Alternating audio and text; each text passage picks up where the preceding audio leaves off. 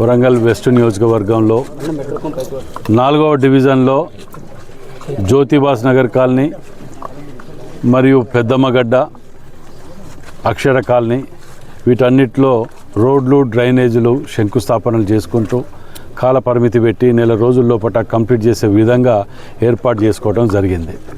మరి జ్యోతిబాస్ నగర్ కాలనీలో ఇవాళ నిజంగా కూడా చూడాలంటే ఒక జూబ్లీస్లో ఉన్నటువంటి రోడ్లు ఉన్న విధంగా అన్ని కాలనీలో కంప్లీట్ చేసుకోగలిగినాం. ఇంకొక రెండు చిన్న గల్లీలు ఉన్నాయి. ఆ గల్లీలు కూడా ఈ నెలలో కంప్లీట్ చేసుకునే విధంగా ఏర్పాటు చేసుకోవడం జరుగుతున్నది.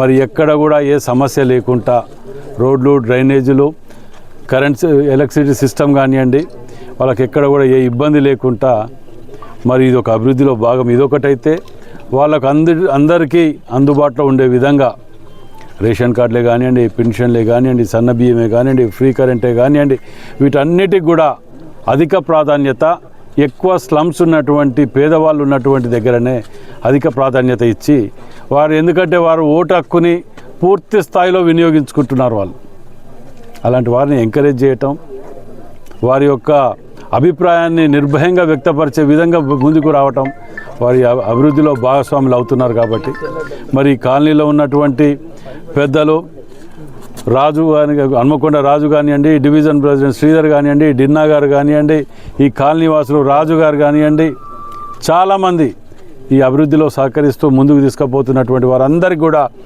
పేరున ధన్యవాదాలు తెలియజేస్తున్నాను.